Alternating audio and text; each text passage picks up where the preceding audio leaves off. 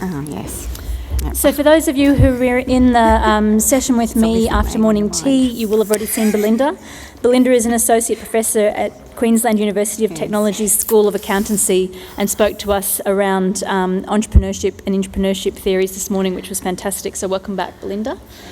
For those of you who were in the room for the masterclass, you would have met Jason Gotch. So Jason Gotch is with Risk Logic as a resilience specialist and has been employed across companies such as Knight Frank, AEG Ogden, Westfield and Foxtel, and recently formed the Organisational Resilience Group, a networking group that includes practitioners from across the world. So thank you for joining us, Jason.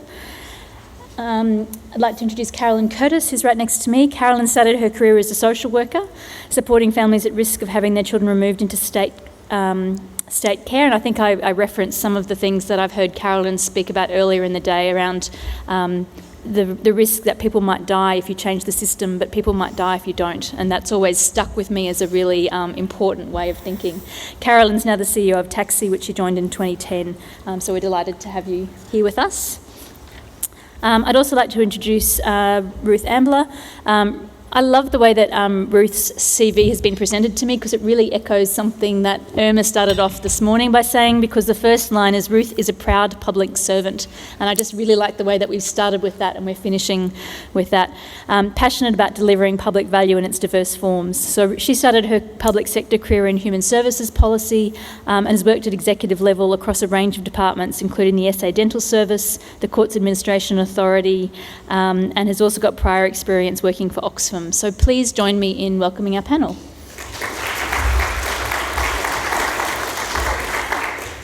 So what I wanted to pick up in terms of the panel discussion was just some of those ideas around what I mentioned, leadership in terms of being existent across all levels, but also how as leaders we affect the connection to people around us. Maybe, Fiona, you could just start us off by talking a little bit about the role of the leader in enabling creativity and enabling a more innovative approach, since we've just touched on that briefly through your talk. Okay. I got lured back in to do a thesis at 50, so I was in business for nearly 30 years. And one of the things I noticed was in the organisations, because I was in the lucky position in the end of working with adaptive companies all companies that wanted to become adaptive for around 3 years at a time. And what I noticed was they had leaders with similar traits. And so I got very interested in this and thought, okay, do they think differently? Well, yes, now I know they do. But one of the things that was really critical in all of the organisations that can be adaptive, and one of them was defence, so, very large bureaucracy. If I could boil it down to all of 15 years' work, the two things that were really critical was that the leader had a crystal clear idea of what they wanted to do. They were really passionate about it, and they could get that out to everybody in a very understandable way. It was very clearly connected to your job and your job and your job. You could really connect it. And the other thing was they had very tight values. So if you think about it, what that means, with those two things, it's with the loose, tight stuff, those two things were tight. So what that means is you've all got quite a clear view of where you're going, and also with the tight values, you feel quite comfortable that you'll be supported in getting there, which means that you've got this kind of structure around you, so you can play. The how can be quite creative, and that's what I noticed in those places. So they gave, if you got out of line with one of those two things, you were brought back in quite quickly, nicely but firmly. And I guess I tried to practice that too as a CEO and exec.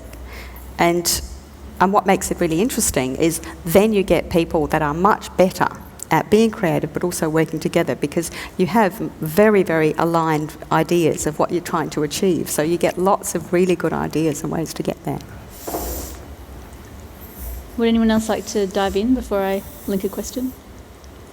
I think that just ties in with the earlier discussion we had this morning on vision, but it needs to be a shared vision and it needs to be articulated well, and there needs to be buy-in, because as I've spoken to people over lunch and different breaks, I've heard, I've had the question, what do you do when you get those people who are the barriers? And I guess in the organisations I've seen is they've removed the barriers, because if you have those barriers in place, it's going to hold the organisation back, it's going to hold back their success, and I guess there's different ways to do that, but it's very much having everyone buy into the vision and making it a shared vision. And structure and culture has come up quite a lot in terms, and you're just talking about what's tight, what's loose reminds me of that. Ruth, what's your experience in terms of leadership around, pulling those structural or cultural levers in order to do things differently? Yeah, I tend to think you're best to ignore them in a lot of cases, or at least ignore structure to a certain extent.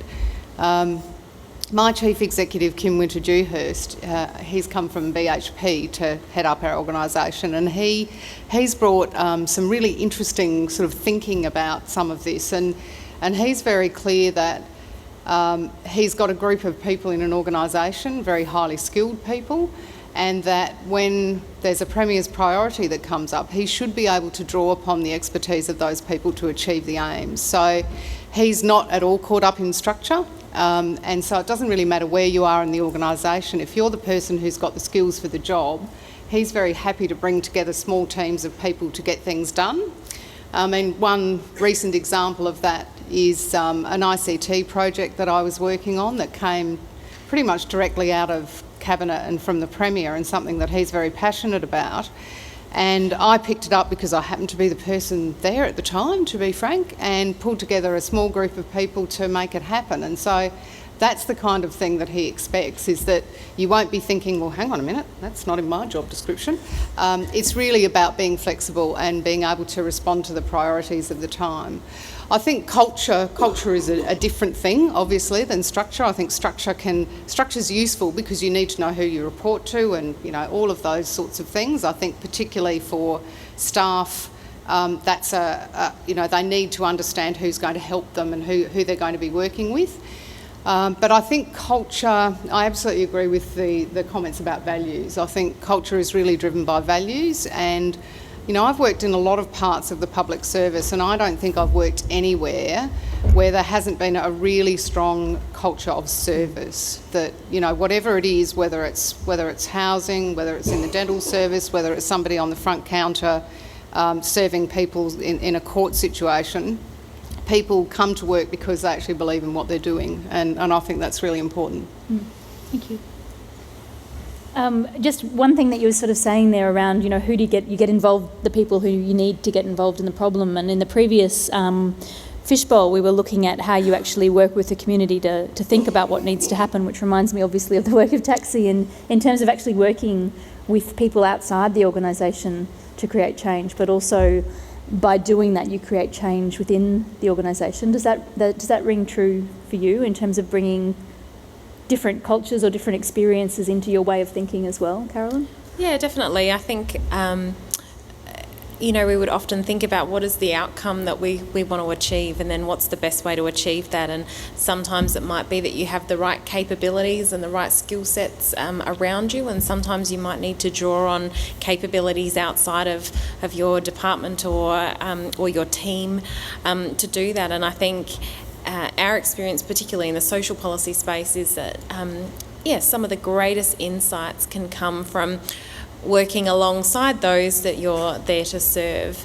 But I think that's a really significant reframing that needs to happen, where we don't just see an opportunity to learn from people, whether they be children or families or people with disabilities or whoever, people that are using public transport, but how do we also push ourselves further to think about those people also being part of the solution? And I think that's what intrapreneurship can offer, is how can it really start to push some of these paradigms that we've had for such a long time around the role of people, and not just see them as users of public services or people we can learn from or consult with, but how do we push ourselves one step further to even conceive that they're part of the solution?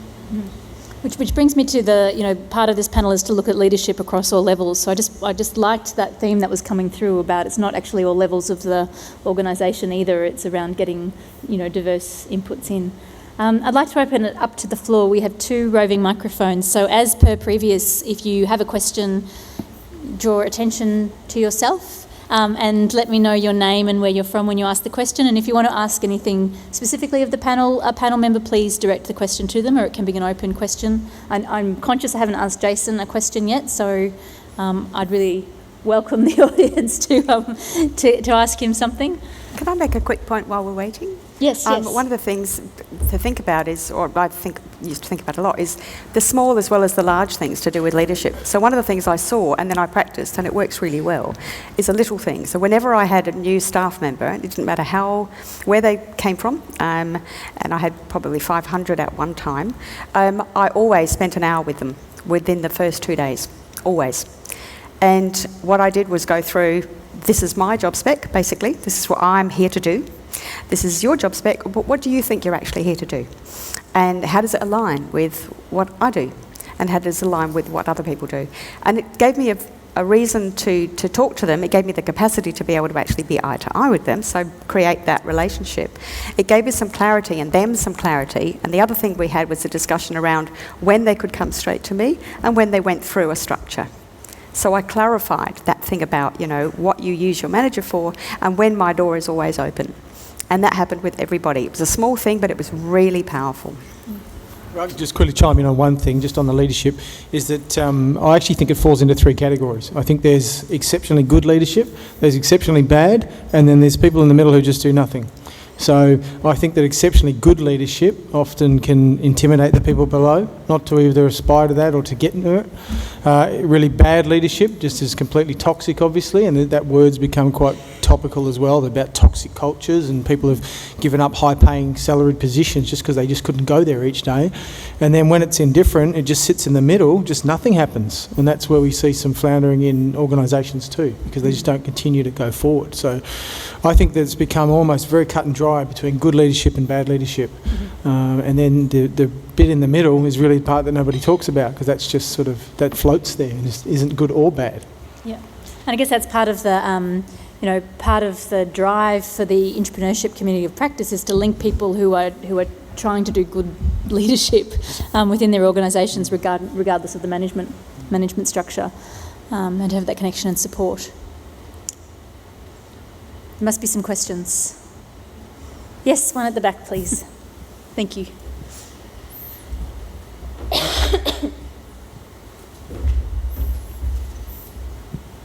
Hi, I'm Ines from Homestart. I guess I've just got a question about measurement and evaluation, because it's part of my work anyway to make sure that people are accountable to a level, or to measure that there's been some progress from where we were to where we're going next, but sometimes they can seem really arbitrary. And I was speaking with someone, where the measurements are around the impact of playing music and the positive effects that can have. What have been your experiences with coming up with good measurements, and whether they actually motivate people or not, or anything along those lines? I can just say from our perspective, and I don't know if for those of you that were in Ryan's session before, you would have heard him talk about in creating the conditions for innovation, if you work in government's primary role is to perform. There are KPIs, there are budgets, there are things, objectives you need to achieve. So you could think of government like a large performance engine. And if you think of the KPIs or the measures of success in a big engine like government, they are fundamentally going to clash with those measures of success for innovation. So innovation is much more about learning, it's about iterating, it's about testing your assumptions, and it's about learning into the way forwards. So I think for us we've thought a lot about, what are the measures of success when you're trying to push the boundaries, explore, innovate, be an intrapreneur or entrepreneur, and how are they really at odds with measures of success for an institution or a department whose role it is to primarily perform and to create, efficiency. And so we've thought a lot about that, and have certainly started to play around with some metrics and ways to measure and track how organisations are going in terms of each of those functions. But it's certainly, not a straightforward thing to do, but I think it is something that you need to really pay close attention to, and particularly in the environment at the moment where everything's about innovation. It's in every document you read, every sentence you read. But if you truly want to innovate and move beyond the word innovation, then you do have to look at what the true measures of success of innovation are. Yeah, I certainly agree that you need to create the space, of course, to innovate. But innovation isn't something we do off to the side. It should be the way that we do things. And so I don't see it as being mutually exclusive to having performance measures. I mean, I really love performance measures. I think it's quite fun trying to work out, well, what is it we're really trying to achieve here? You know, what's the public value in what we're doing? And how do we measure that? And I don't mean just in a monetary way, but, you know, what are the outcomes we're actually really looking for? And I think that in itself is often a really creative thing to do, is to look at, you know, we've got a set of resources here, we've got something that we want to deliver for the community, but do we actually understand, you know, in engagement with the community, what it is that we're trying to achieve and how we would measure that? So I do think that sort of thing is important, because I think that drives us forward. My view about performance measures is that you should have something that's a bit aspirational, that hopefully is going to excite people a bit, you know, because we are here, like I said, you know, most people are very driven by their values, are here to serve the community, and they like to think that we can do, you know, our very best. But I don't think that we should have performance measures that are so difficult to achieve that it just demotivates people. So, you know, I think it's a balance about trying to get it right, trying to get the actual performance measures right. What is it that you're looking to achieve, but also then what your targets are against them, and making them aspirational but not totally unrealistic either. Just adding on from that, because I think what Ryan said with innovation is it's new and better. So my first question is, what's better? And I think there's two camps. There's people who go down the measurement model path, and there are a bunch of measurement models available, things like social return on investment, and I think people who spend quite a bit of time looking at them realise, you know, there's a lot of flaws in those systems. And then there's almost the other camp who got so excited and so carried away with the project that nobody stopped to even document, well, what were the benefits? And I think that's a really important first step. And it's not just what you intended, but it's also the unintended benefits that come out. Because, you know, if you look at some large companies and they want to tell you their social performance, they produce documents of 400 to 500 pages. So, well, if you need 400 pages to tell me how you performed, very few of us have got time to read 400-page documents for then a whole bunch of companies, which is interesting, because when they want to tell me how they performed in profit and loss statement, they give me one-page summary. So I can't help wondering why companies just don't, or organisations don't stop and think, just as a starting point, to say, well, let's bullet point what are the benefits compared to what we aimed for, but also the side benefits of things that we never expected. And if you can measure them, if you can go one step further, great. But if you can't measure them, I think documenting is a really important first step. And some countries are very good at actually measuring tacit outcomes. And one of the things that, because you're right, you know, what you measure, but basically we're systems, and what you reward, you get. And what you measure, you reward. And so we have to really think about, is what we are measuring what we want to reward? Because when we reward specific behaviour, we will get more of it, and it means we can actively shape what we make. And it's a powerful thing once you think positively about it. And very often we think we're stuck with measurements rather than we've actually got this fantastic capacity to shape something. But what that means is having discussions around what are we actually measuring. And I find it really interesting, even at really high level. I work with a number of governments, and in Finland, one of the things that is a very high level discussion, so it works at every level, is they basically said in the process I was involved in, we don't want to waste money all the time with changes constantly. So what are we here to do? And they decided they were there to create a successful society, and they chose 5 major things to measure that by. You know, you should have high quality education, infrastructure, ageing. So there was 5 things. Whereas some countries, it's very difficult. Like here, one of the frustrations has been in the bit of work been involved in, the major driver very often, certainly at federal level, has been, you know, getting debt down or something. And it's a very different shape of what you make and how you measure it. So we really have to think, are we asking the right questions? And then very often we do get much better measurements because we ask the wrong questions all the time. Yeah, so my chime in on that is I even a couple of years ago worked for a company that prided itself on innovation. In fact, it was a cornerstone of Everything was written on the wall, every statement, every board review was about innovation. When we did a review of that with one of the big four, it was shown that 88% of all projects started in that field had failed over the previous 3 years. So it was almost universal that that innovation was really the cornerstone of what the projects were about, as opposed to the success. And there was really no measurement about those.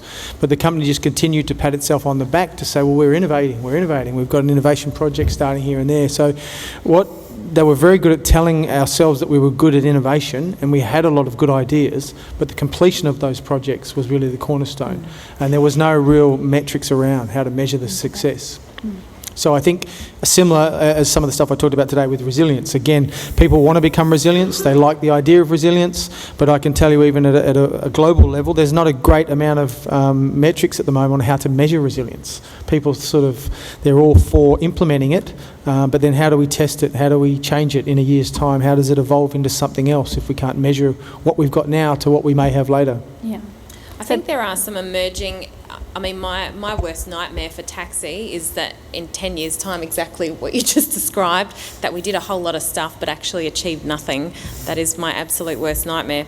So we're working with a group in Melbourne at the moment to really look at, how do we put a set of metrics and indicators across our whole organisation so we know we can track along the way, well, what are we actually achieving in terms of outcomes? And some of those things are going to take years and years, but we need to start now. But there are ways you can capture, we call them sort of instances of impact or instances of outcomes for people. And there's ways you can do that through using different developmental evaluation models, through using most significant change approach. And I'm talking more in a social policy context here. But I think it is really important that we are held to account. Just because something's innovative or entrepreneurial doesn't mean that it just gets to be kind of free and easy and not accountable. It absolutely needs to be accountable. It's just that in the early stages in particular, those measures of success are different. It doesn't mean you can't or shouldn't capture those. A fabulous question. I'm sitting here and the back of my head is how would you measure the success of the impact of the effectiveness of the nurse's gaze on healing? I'm not quite sure. You can measure it really, it's amazing. The amount of the immune system changes, the changes in oxytocin, serotonin, dopamine, the capacity for wounds to heal. It's leukocytes. It's really particular. In fact, one of the reasons we did that was because everybody knows that bedside manner is really important. And I was sitting having a glass of wine with the Dean of Nursing because we were on an ageing think tank. And she's an Irish firebrand, if anyone knows Alison Kitson, who was saying, we know it's really important, but we can't prove it. And I'm saying, of course we can prove it. So we did, and it's a really interesting process. Yes, you can. We go back to measurement. I mean, sometimes you actually take measurement away if you want to improve things. And I'm not trying to be terrible here, but even inside government, I just quickly remember running one project, and we had a number of project goals, and what we did as an experiment was take away milestones and timeframes. And what was fascinating was the guys, and instead had these conversations in each step of, so what are we doing in this bit? What could you really achieve if you had your druthers and you could do whatever you liked? And they came in faster, higher quality, So that doesn't mean you take everything away. The conversation was really critical, and how would we then capture that? So sometimes our measurements drive us to the bottom. You just tip over the edge and you just knock off that really wonderful leap that people can do. So we have to be really careful. We've got another question. Yes, down the front here. Just wait for the microphone so people can hear you. No, thank you for those answers, because I think part of that is pulling apart the how do you provide space? How do you provide impact? And, they're not necessarily opposed, but there's grit in there that it's worth having a good conversation about. Yeah. Yeah, hi, Mark Hannon from City of Charles Sturt. This is directed at Fiona initially. Have you explored the role of intuition in terms of being an entrepreneur and intrapreneur? Yes. And can you talk about that for us, please? Yeah, that's a great question. I love intuition. People think intuition's fluffy, and if anyone's ever seen me draw how you intuit, excuse me, Intuition's actually based on really robust chunked knowledge, and chunk is a technical term. So what we do when we first gain information and knowledge is we collect hundreds and thousands of pieces of information as we're going. So if we take a really easy example like riding a bike, you get on, you've got thousands of pieces of information coming at you in, hundreds of seconds, and you've got 1,000 about the wheel, you've got 500,000 about this bit, and what has to happen is your real working memory has to go and collect each one of those bits all the time, and you get really, really quickly cognitive overload and you fall off because you're just too much to think about. And what you notice when you keep doing it is it gets easier, and it gets easier because your brain is a beautiful pattern maker, so it notices what goes with what, and it starts to chunk them into chunks.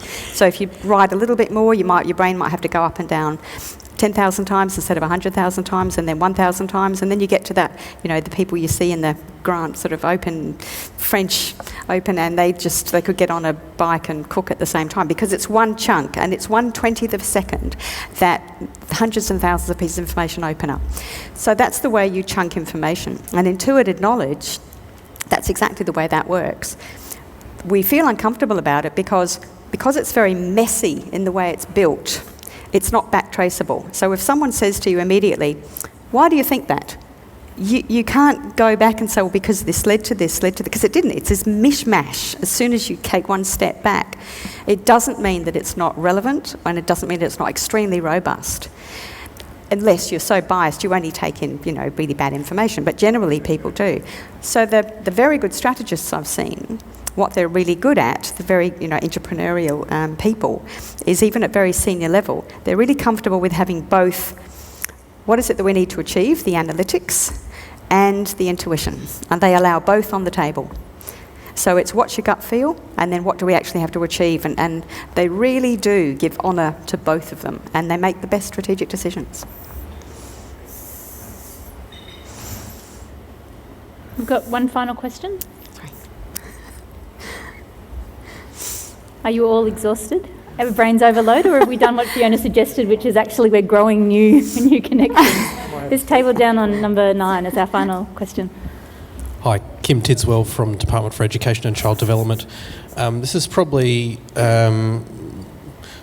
building on a few of the sessions today, particularly Tony's around the champions at all levels. I think around the room here today, we've got a bunch of people who are going to be champions in their respective agencies. How do we discover the champions at the more higher strategic level without having to go down the path of it only happens if DPC says it does? Do you want to answer that, Ruth? Last bit I didn't. Yes, look, it's a good question. I think, it is up to everybody in this room to go back and, I suppose, talk in their agencies about, what can be done. I think that there is a desire amongst the senior levels of government as well to understand how we can free up some of the things that we do. We can't do completely without rules, obviously, because we're the government and, we've got to protect people and have regulations and things like that. But I do think that there is a real desire to do that, and there are some structures that we're looking at which I think will have an influence, and I might just briefly mention a few of them. So one of them is we have just this week, Cabinet has signed off on a new Cabinet submission template which is all about public value and identifying public value. And so getting back to our measurement discussion, that really is going to force people out in agencies who are developing policy to think about the broader public value of what they're doing. So it's yes, it's money, but it's also other sort of social outcomes, and we're going to ask people to articulate that and try and be really clear about it, and also tell us that they know that the constituents who are going to be affected by that, the citizens, actually support it, and they understand what the implications are. So, I think that's one thing which is going to possibly, or is intended to anyway, create some different thinking across government. The other thing is we have set up a policy officers network across government as well, and so there's a whole range of levels of people who are involved in that, who come together on a sort of 2 or 3 monthly basis, not a really structured agenda, and different agencies host it, and we talk about different topics. So that's another one. The other one, which was talked about a little bit today, I think, in an earlier session, is about some collaborative tools so that we can work better across government on some of the things that we do. So, how do we do that? How do we give people the permission to do it? And there are some really clear sort of tools and processes that we're going to put in place around that. So I'm not sure that completely answers the question, but I think there are some things underway which are going to help us with doing that. That last point is especially aligned to the aspect of having sort of complex projects on the side almost that people can be invited into or go and join, because that's one of the ways that quite inventive organisations identify those complex thinkers and keep them in the organisation and get them interested. And I always say to people, that's also how you can be visible, so actually go into them. And so when you allow that, if you have those peppered around at all different levels, they're very useful, especially if they're the pet project of a senior person who's going to then notice that you're good at what you do. So there's benefits everywhere. So having that does an awful lot to that last point.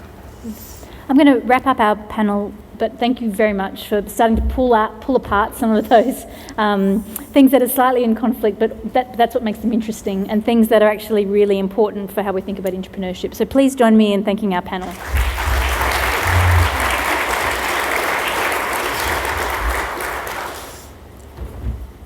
No, I won't be very long. So I'll just get my panel to stay there. I just wanted to finish by thanking you all first for coming today on this last day of Entrepreneurs Week to talk and think and soak up some information about entrepreneurship, and especially to try and start to make those connections for what that means in your, in your areas, in your agencies, and what to make a difference. And you will receive an emailed evaluation form, and on that you can also put forward if you'd like to sign up for the community of practice as well. So if you've enjoyed some of the information today and you'd like to be connected, you'd like to find those opportunities to work with like-minded people who are actively connecting with each other to do things that are fun. I'm really glad we've added that in as well, because it's not all intense, but also to make a big difference to the place that you live in. I'd encourage you to join that.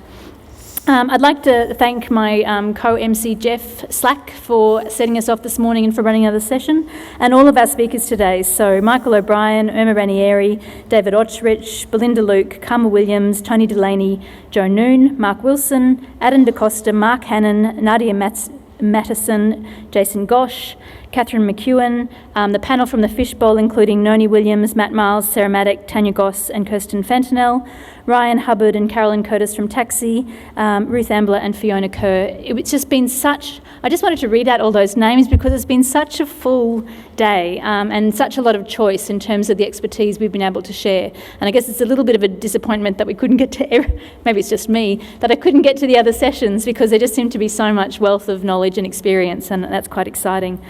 I'd also really like to thank the Entrepreneurship Community of Practice for designing this event. It's interesting being involved in some of the early discussions after last time to think about how this event could happen, what makes a good event, and those discussions started from a point of not, okay, let's put on an event, but what do we want to do, and how do we want to do that, and how do we engage people in this topic in a way that is varied and interesting? So fabulous job, and thank you to Anne Bossio, Daniel Butler, Christy Carter, Renee Hazy, Tim Mares, Steve McClure, Susie Rodrigo-Smith, Jeff Slack, Matt Scales, Kimberly Slade, Alex Taylor, Athena Warbeck and Carmel Williams from both government and from IPA. That's just a fantastic day. In lieu of speaker gifts today, IPA will be making a small donation to the speaker's charity of choice, and this is going to be CARE. So I thank you on their behalf, and I thank you all speakers for making that happen. I'd like to thank the Senior Management Council of the State Government for their support, and the supporters of IPA, PwC, Woolman's Lawyers and Flinders University, and the Divisional Council members at IPA as well. This is a really encouraging partnership that's developed across all levels of government, across the public service and across IPA. And I encourage you also to be conscious of the conference that's happening during the Open State Festival in October, the IPA conference that will happen during that time. time. And also, as Irma said at the beginning, all of those other events that are going to come up through Open State that give us a chance to talk about public participation, to talk about innovation and collaboration, to talk about how we manage a very interesting and changing world and do it in a way that's very collaborative. So with that note, I would like to declare the Entrepreneurship Forum closed. Thank you for your attention and your passion, and I wish you well with whatever happens on Tuesday morning when you go back to your spaces. Thank you very much.